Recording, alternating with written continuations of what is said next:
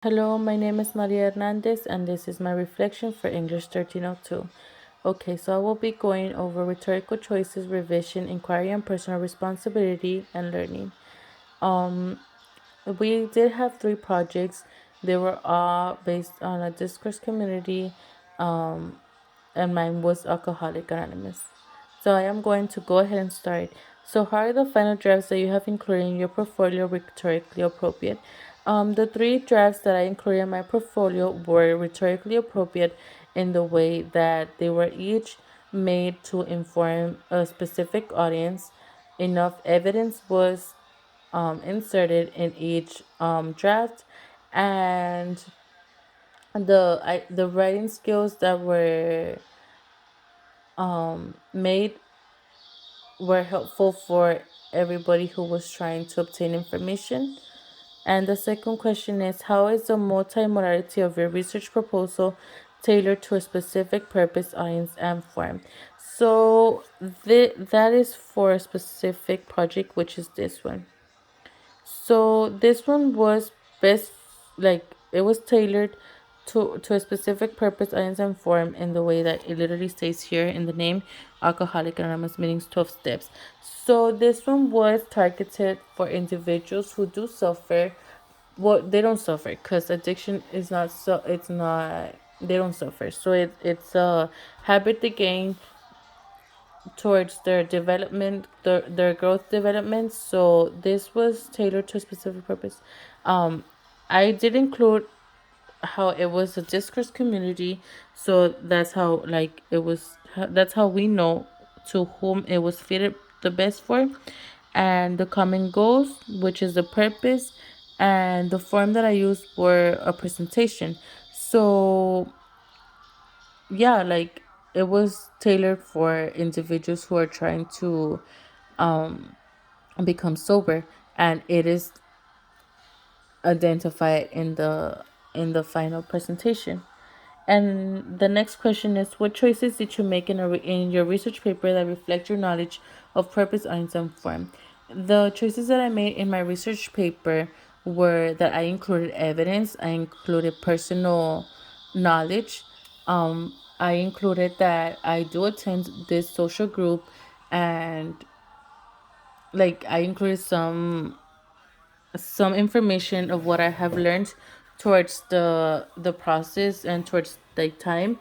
I did not include real names or videos of the place, but like in my first draft, I did include videos of what happens.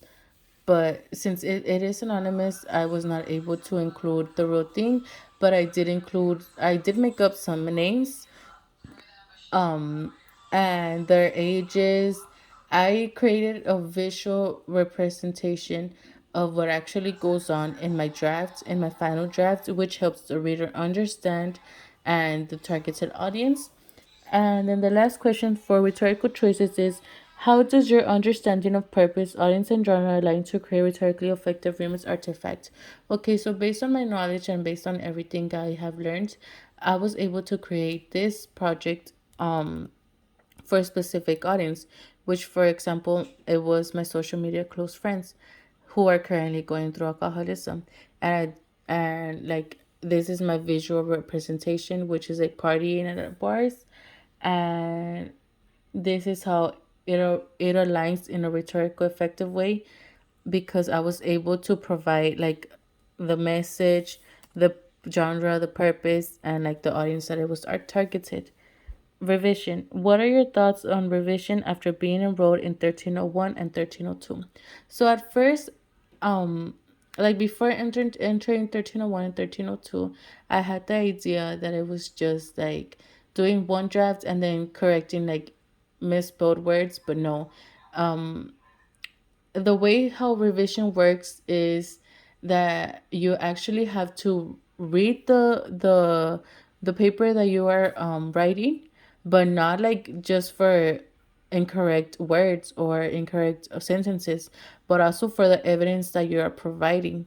So that's something that I have learned in 1301 and 1302, that in order to communicate your paper effectively towards the audience that you are targeting, you need to pay attention on the evidence, not just on the sentences and the misspelled words, but also the evidence that you're providing enough feedback, enough of everything to actually get to your point of the essay.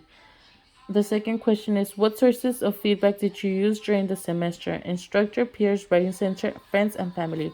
Okay, so for this project, I actually my professor was able to help me. At first, I thought that everything that I had done this presentation correct, which I did, but I was missing information, and that is why I included these links which provide like more information. I will go ahead and click this one.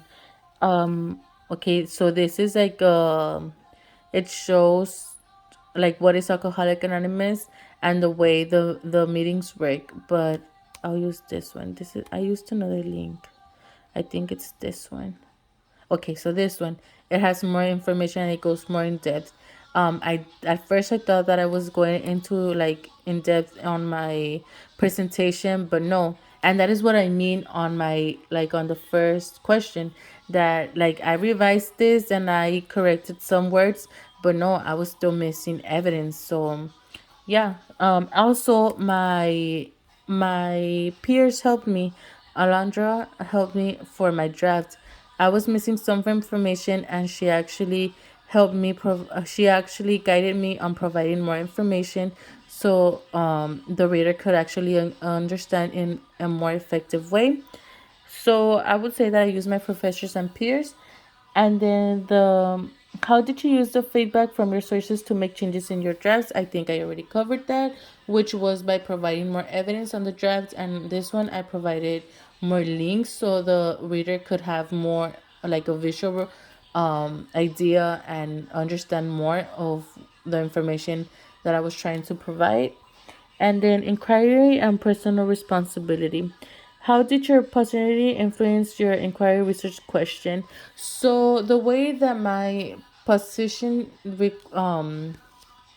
influenced my research question was that I was actually joining the group session, so I was able to provide enough feedback and I was able to actually help the reader understand by providing my point of view, not just the article's point of view. And then, what was your personal connection to your research question? So, I am actually an addiction studies major, and my goal is to become a licensed chemical dependency counselor. So, that is how that is my personal connection. I actually go into the social groups and I learn a lot, not just from my knowledge, but also to help family members understand, like to help family members understand their addiction and like practice ways so they could overcome their issues. And how did you use the perspectives of other people, research and sources and feedback sources in your writing? So as mentioned, I did for example, for this one, I included videos, and the recovery coins. I used their perspective to influence my audience to join. So on one of these, there were like how they got recognized on the coins. So that's how I used their perspective. And for the drafts, on the articles that I used, it was like for a literature review to article foundation. I included the I included some research that professionals did to see how effective Alcoholic Anonymous and its 12 step program is, and I discussed with a lot of evidence to respond to my point. And I use their perspective to influence my audience. How did you decide which perspective sources to include or exclude your writing and revision? I actually went through each video. I read through the articles that provided enough evidence with numbers, percentages, and everything. And how might the research and writing that you did this semester impact other people? This would impact other people by influencing them to attend, like my social friends, how I did in this project, my social friends, to understand that what they are going through is like a real problem they should actually take care of, because It will become an addiction and later on it will affect them. And now the learning section. Which moments of your experience in this course stand out as the most significant learning experience?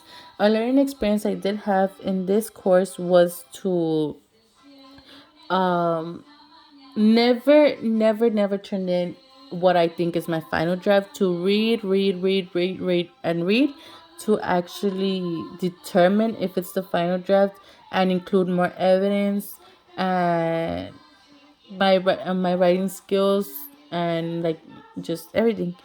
What did you learn from your mistakes, failures? I learned that it is okay to make mistakes, to not pressure myself, and I learned that we always have to read, and we always, as mentioned, as mentioned a lot of times, to include evidence to help the reader understand. What did you learn from your successes? I learned that even if I do good, I can do even better. What will you continue to think about as you conclude your first year writing experience? Now that I am more familiar to like what to expect on writing, now that I am more familiar on like what to do, now for every research or every writing paper, I will look more into it and be and make sure that I am including the right information for the right audience, that I am including the right numbers, and that I am not missing out information. So that is it for what I have learned on this course. This is my reflection paper. Thank you. Bye.